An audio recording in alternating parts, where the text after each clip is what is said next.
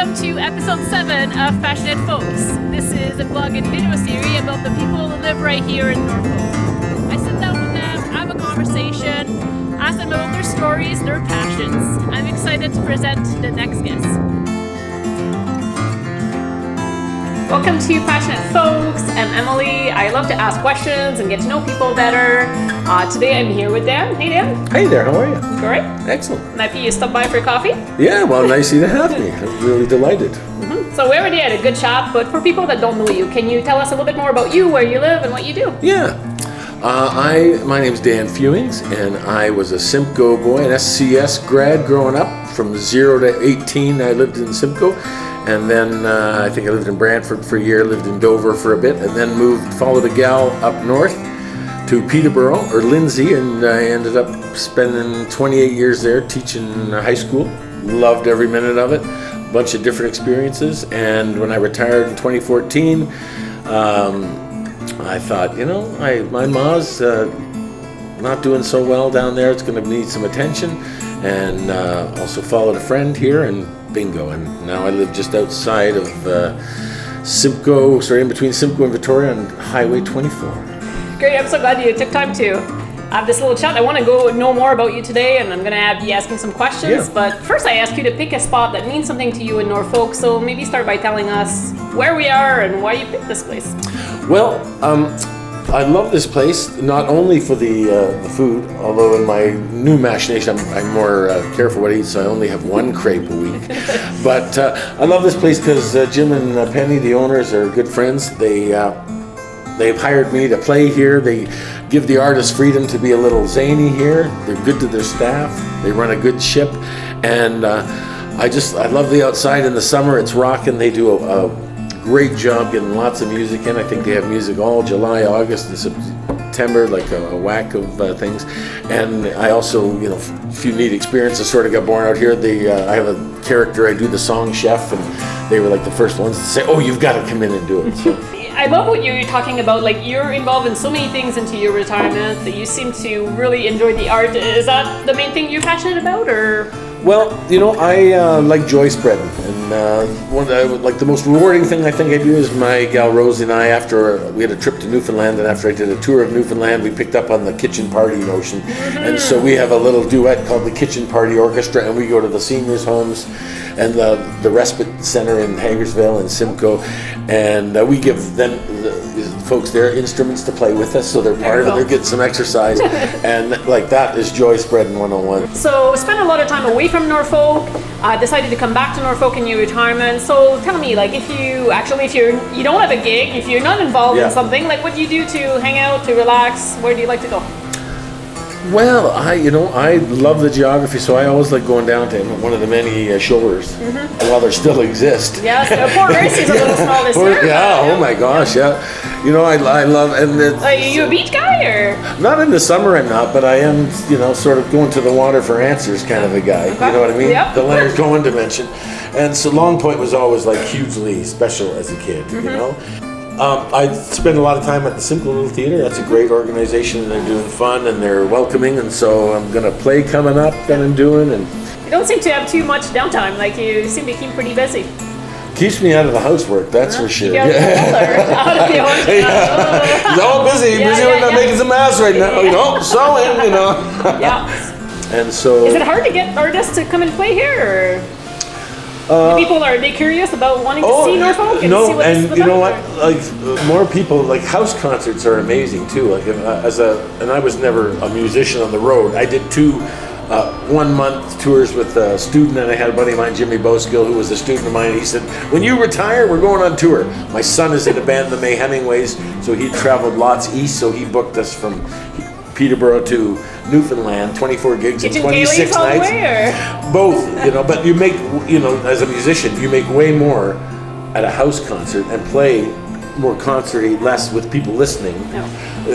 People love to play, right? So oftentimes people think you need the applause as much as you need the money. Yeah? And many people are lined up. So it's like, you don't want to do it? That's okay. I've got Tiny Talent Time and his brother here that'll play for you, and so people. That's why it's so nice to be in a place like this where you know that their entertainment budget is a really significant amount. And there are a lot of places in town here. The 211 does it as well.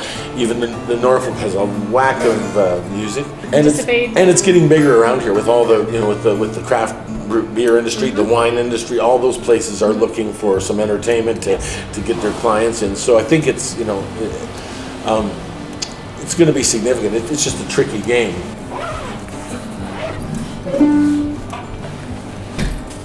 So music, obviously a big part of your life? It is a big part of my life, yeah. I think I started when I was 13. My brother handed me a John Prine album, the very first one with him sitting on the hay bale and a guitar, and showed me the C, F, and G chords, and I never had a lesson after that. You just learned on your own? I just learned on my own. Guitar has, and stringed instruments often have tablature. Yep. Especially ones that have frets, so it's a grid really, so they can it's easy on notation to put a number 1 on a 1, you're at the first, so it's an easier system. But what happened was I was working in the teachers union. I had been seconded out of teaching for a couple of years. The head of music was leaving to become a minister, and he said, Dan, can you teach kids how to play guitar? And I said, absolutely. And I said, now Larry, I don't read music, right? You don't? And I said, no, but I'll buy tablature. So at any rate, made it work. And down the road it was funny because Jimmy Boskill, who was a wizard player, doesn't read music either. He had auditioned for this art school, and I was sitting at me, they weren't going to let him in because he didn't read music. And I said, I should let you folks know, as you know, I don't read music. And I said, if you're not letting this kid into the program, give me 2 weeks notice, because I'm not going to be the guitar teacher that wouldn't take him in. So you got to keep it moving. Is that one of your favorite instruments?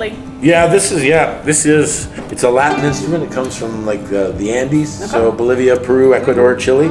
It's usually used in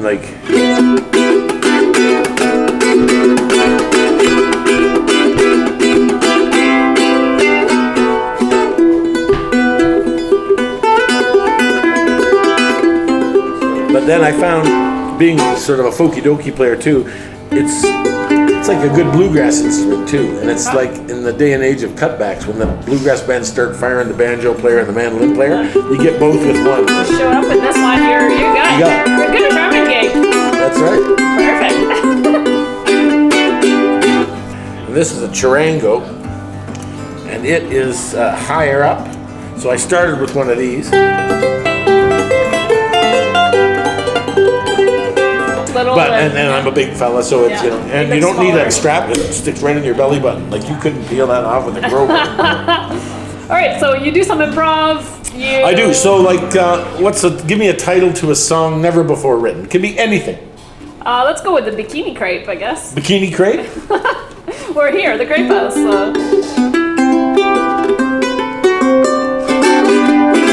Well, it's more appropriate on a day like today to not sing about martini.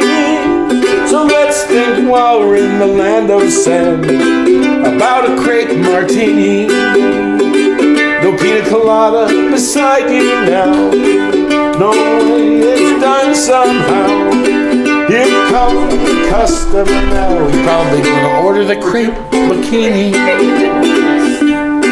Now the thing about the bikini crepe, it's teeny weeny, it's how they make. I'm not sure if it's a Speedo sauce, but it's nice all the same. It's teeny weeny, but it's my favorite, that old crepe bikini. Yes, sirree, I think he's making me one now. And it might be true that you can't wait for your bikini crepe, but that's okay. Got time on my hands. Right on. All right, cheers, Dan. Cheers. Thanks for joining me. Have a coffee. Absolutely. Awesome. Right on. Love it. Good. Thank you very much. Great. You're welcome. See you later. Thanks, Drew. Great, guys. No, it's not possible. No, I cannot tell you what to say.